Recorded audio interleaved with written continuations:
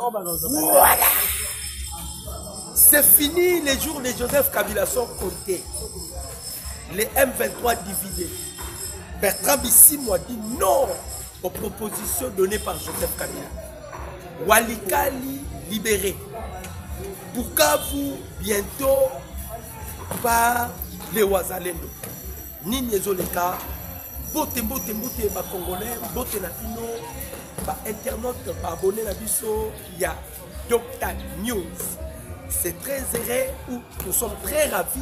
Il y a quoi qu'on soit na bino ba Congolais de père et de mère sur les actualités. Il y a République démocratique du Congo. Bandeko ba Congolais posant dans le monde, posant aux États-Unis, aux Awa, puis surtout bino ba diaspora, to pesi bino beauté. Toyebi ke na eleko oyo bozokota ebele na susi ya koluka koyeba mboka elalaki ndenge nini, mboka elamuki ndenge nini. Tozobetela bino masolo awa ya mikolo ya Kabila oyo eza kote na minute oyo. La décision vient d'être prise à ce qui concerne l'arrestation de Joseph Kabila Kabande. Nous allons encore parler de la divergence. Et nous allons parler sur la libération de Walikali ainsi que Bukavu Oyo Nyakotumba a lancé déjà des filles. Donc Kalamingite aussi, Bukavu sera libéré. Bande Kotomani li solo ya Joseph Kabila. Toyebi Sarabino bande ko ba Congolais. Muto nyonso asala kamabe na ba Congolais. Tellement que la République démocratique du Congo est en mboka ya elaka asuka aka mabe. Joseph Kabila toyamba na mboka o to pesa na nationalité congolaise bien qu'il fit le nilotique rwandais, mais il a hérité la nationalité congolaise.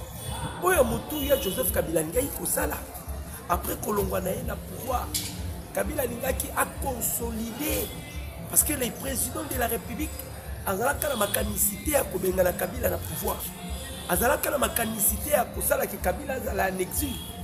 Le président de la République bokondi na ye vandi na makila te, c'est un bantou. Pouvoir ya ba bantou et ça pouvoir ya makila te. Si vous êtes un bantou et vous voulez en sorte que votre pouvoir est vandi na makila, pouvoir wandi kozala na longue piquée. Voilà pourquoi le président de la République ne voulait pas que makila ait taka. Mais qu'est-ce qui s'était passé avec Joseph Kabila? Kabila, Tangu a vu pression à l'Américain, Atika Bokonzi, à travers Mike Hammer. Mike Hammer, Mike Hammer a quelque chose à Kabila, si Kabila faut qu'il pouvoir. Kabila avait refusé. Ania quitté. Mike Hammer a dit si Kabila va au zéro l'Angola, Kende Okutanana homologue de l'Angola. Wanezaka Lorenzo. Joseph Kabila vit avion qui n'a a quelque chose à Lorenzo. Quand on a Lorenzo, Lorenzo a payé et figé à Mukonzi à Boka Félix à toi de ce qu'il tue. Baïbisi Kabila, le seul président qui a protégé yo, qui a protégé yo à l'aise, et ça, Félix Tshisekedi. Alors, nous avons la pacification à pouvoir dans le silence et dans la tranquillité. Kabila a accepté. Mais quel était l'objectif de Kabila? Parce que le président Félix Azalaka na domaine Azalaka na système ya kopesa bato fausse note. À côté on dira Zanayo, mais on dira Zanayo. On dira Yebi, mais on dira Yebité. Président Félix a pris bango fausse note. Kabila, comment le président Félix à la tête de ce pays a dit que c'est quelqu'un qui ne connaît absolument rien. Mouto toko manipulé, toko saranaï. Voilà pourquoi Kabila a estimé qu'il bon, a deux personnalités, aux personnalités, à Tiabango, premier président Félix, Bassim Bissaye Batouche, et Zalaki Jani Maboul, dans Alexis Tabono.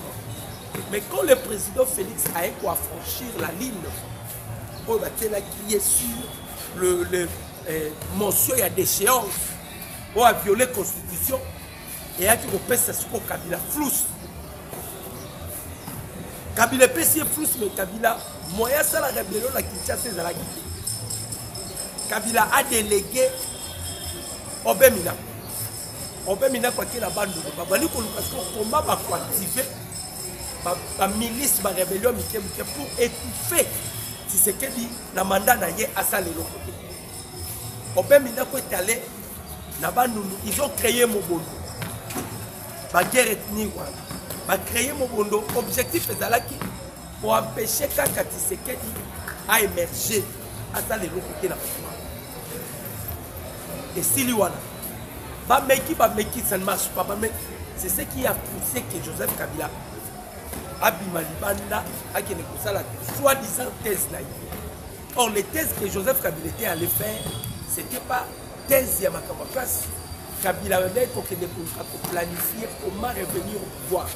Parce que selon Kabila, lui, il pensait toujours être président de la République. La preuve, la première sortie médiatique, Kabila Lobaki, que j'ai encore de l'énergie pour diriger ce pays. Alors, Kabila Tamboli, nous sommes sali et ça tenu en échec. Dernière carte na bangoza au baoutou kosala avec les prêtres catholiques. Ils ont délégué toute une délégation. Bafayolo, banani, cette kikouni, direction où aux États-Unis. Parce que le Koluka audience, Bloomberg a révélé. Abbé Donacé chez le Bakoti Atana, contact Atana, membre mon côté. Il y a l'administration Donald Trump. Ils sont allés voir Mike Hammer. Mike Hammer est ambassadeur. Dans le mandature, il y a Yambo, il y a Donald Trump. Mike Hammer, parce que c'est Mike Hammer qui avait révélé tant de choses pour le président Félix. Mike Hammer, pour Mike Hammer, après sa bango, faveur, mais ça n'a pas marché. Ça n'a pas été. Et tenir par rapport à Bamakambouna,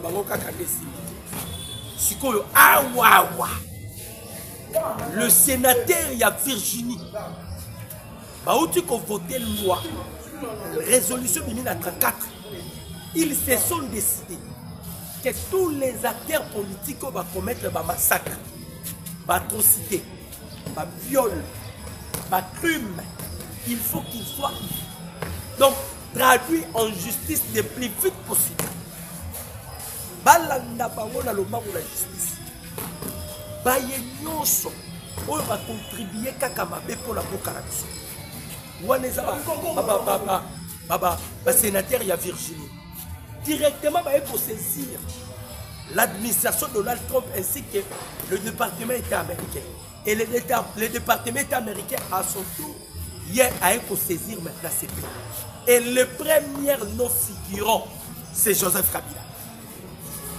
C'est fini. Les jours de Kabila sont comptés. Bientôt là, on ne parlera pas de la guerre à l'est de la République. Tolobaki yango en guise de cause. Tolobaki que les ténèbres ne régneront pas toujours sur la terre. Même si M23 bango balembi guerre. Bamindele bango moko balembi guerre. Pour la Bertrand Bissimo, Bertrand Bissimo en guerre avec Joseph Kabila. Bango ko luka poste, bango de la poste. Qui sera à la tête la délégation au Foubakouta l'ENEF avec la délégation congolaise, la Doha, précisément Qatar, pour échanger. Joseph Kabila veut maintenant apparaître. Parce que Kabila Tali, aucun pays africain permet à Kabila avoir accès.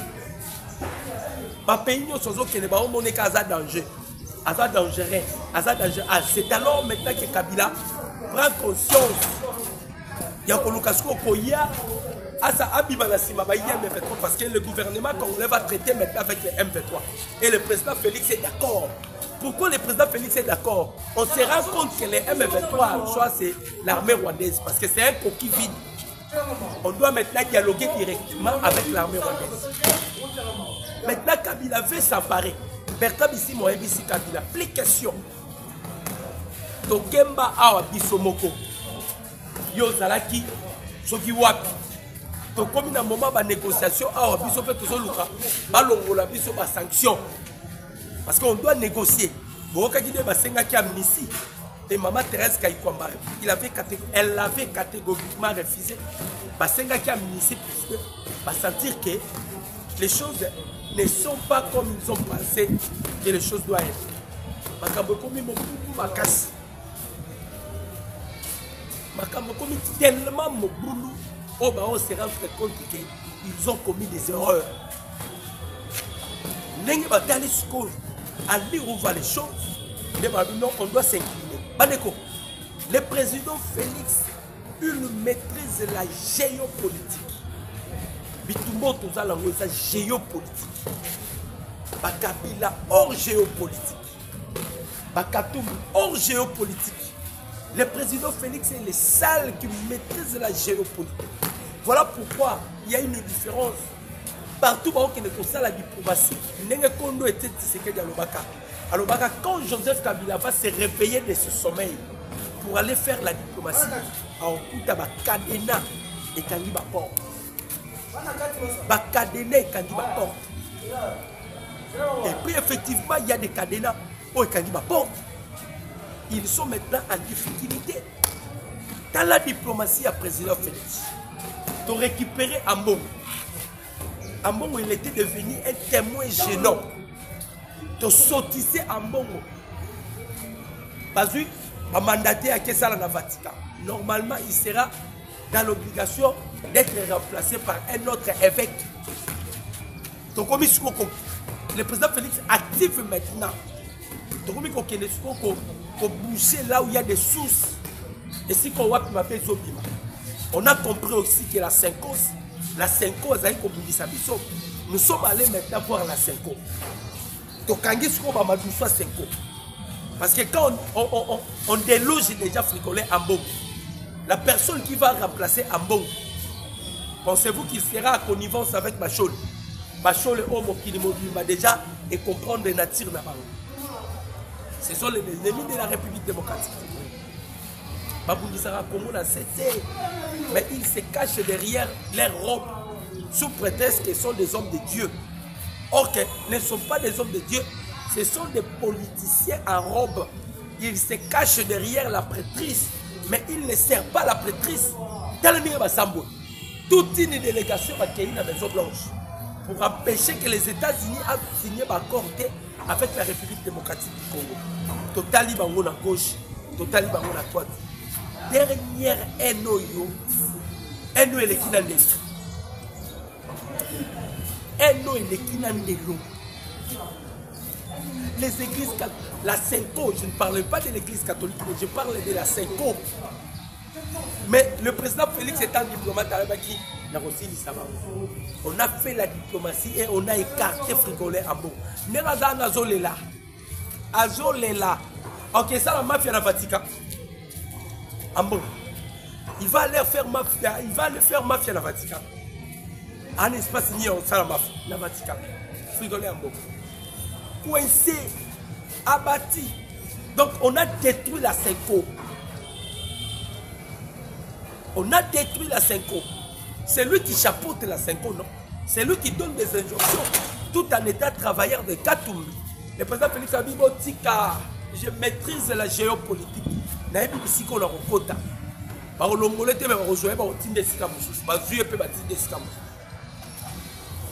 Il va plus engager maintenant la Cinco. Évêque on a déjà lobbyiste et président Félix. La minute on mettre sur carte. Carte ils ont mettre ma terrain. Bandeko. Ma soleza sur n'engezala kité. Dans le système il y a carte. To beta pena carte na ndenge boko. Comme le président Félix Alobaki déjà. Je vais déboulonner les systèmes. On continue de déboulonner les systèmes. Là où il y avait des Babiloko va pénétrer, on a pénétré. Kagame, on a effacé Kagame, la scène internationale. On a effacé Kagame, bien que la France se bat. Dans la PSG, il parle de café rwandais. Oh, visite Rwanda, café rwandais donne de la force. Affaibli. Affaibli. Tu as vu déjà que la France et le Rwanda, nous ne sommes pas là-bas. Mais nous, on cherchait seulement, il y a quoi affaiblir Rwanda. On a affaibli Rwanda. Paul Kagame se retire. Les M23 en difficulté, voilà pourquoi ils ont été frappés dans Walikali.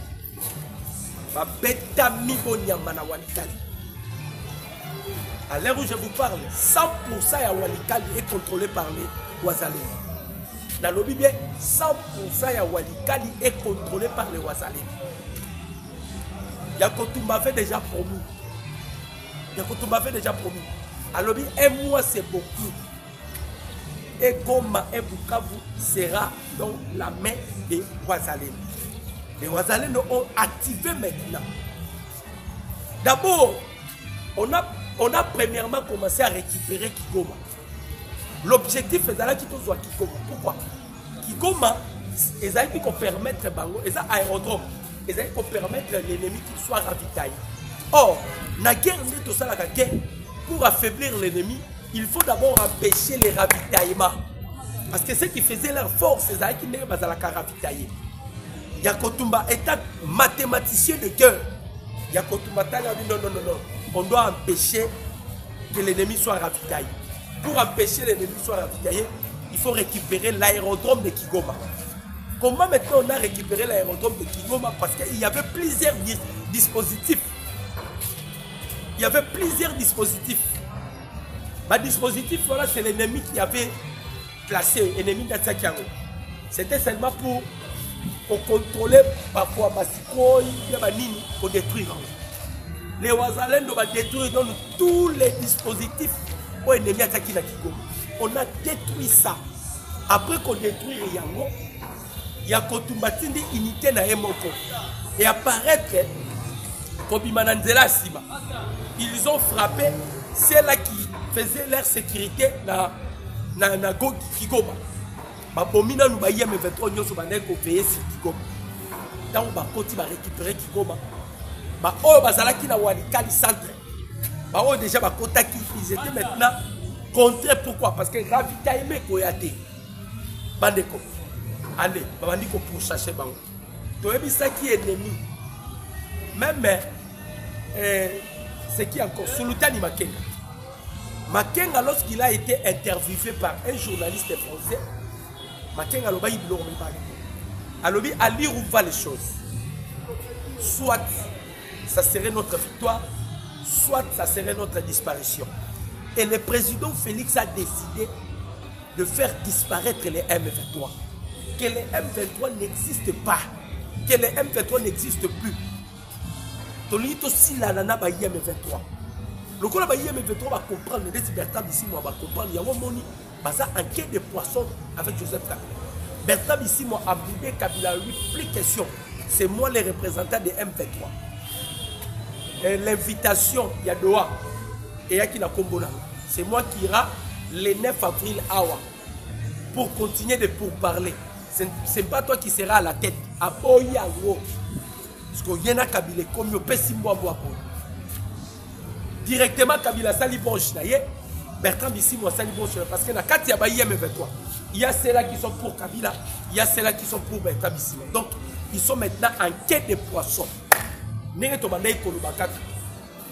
Parce que les Congolais batangisi makila trop, parce que les Congolais bakufi trop, vous allez vivre maintenant des conséquences. Kabila, on l'avait promis, il y aura des conséquences. Kabila, soit qui a bafandi.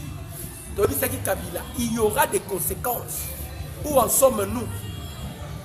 Son premier, il est le premier où les noms figurent parmi ceux-là qui seront poursuivis par la CPI. Parce que le département État américain, ils ont déjà saisi les dossiers. Conformément, il y a demande, il y a des sénateurs, il y a Virginie. Ils ont voté une loi. Il faut que ces lois soient mises à la vigueur. Donc, aujourd'hui, ça dit le Kabila. Si il y a quelqu'un qui n'est pas Kakuta Museveni, Museveni a pour intercéder pour naïe. C'est déjà trop tard. C'est déjà trop tard, Congolais. C'est déjà trop tard. C'est déjà trop tard. Maintenant, l'ennemi en difficulté. Je vous dis que l'ennemi en difficulté. Là, ici, comme on a côté espoir. Et si comme on a espoir que Awabo, Baka et Sili. Parlons maintenant de Massis. toujours il y a Kotumba. On a compris que l'effectif il y a armée rwandaise les a réduits. Il y a Kotumba à Fongoli Sukoyo, Bitumba na baline de front nyonso. L'objectif final est ça, que Bukavu soit libéré, que Goma soit libéré. Na minute on a joué Bissabino. Les M23 déjà à Bukavu. Il y a des affrontements déjà. Les M23, pardon, les Wazalendo à Bukavu. Il y a déjà des affrontements dans minute na côté à Bukavu. Et ça au Pessi Boaboy. Dans autres la totale pourquoi? Quelles seront les informations autres pour balancer les bilos? Parce que ici, le site web Sagino, vous serez informés en exclusivité. Nous vous informons déjà que Joseph Kabila, il est parmi les candidats malheureux qui vont se comparaître à la CPI. Vous avez vu le président Félix lundi. Il a commémoré les génocostes. Et le président Félix Assalaki lundi. Bandeko, c'est pour détruire les génocides rwandais. Parce que Kagame, il a vanté du génocide. Mais Kagame n'a jamais fait le livre blanc. Mais le président Félix a créé le livre blanc. Et ça, la volume 1 et volume 2. Volume 1, qui s'est bisonné, babomi, ba maman. Babomi, ba papa. C'est ce que le président Félix a créé dans la tribu des Nations Unies. Les Américains, là. Lélo, il y a beaucoup d'Américains qui ont la culpabilité. Pato Baluka qui va créer rébellion. C'était la famille Bill Clinton. Bill Clinton a créé la rébellion avec Museveni. Pendant que Kagame, Azaraki militaire à Luganda, il est allé aux États-Unis à sa formation. Lorsqu'il est allé aux États-Unis à sa formation, il a eu ce qu'on va s'allier avec Popoma Juveline et Biarimana.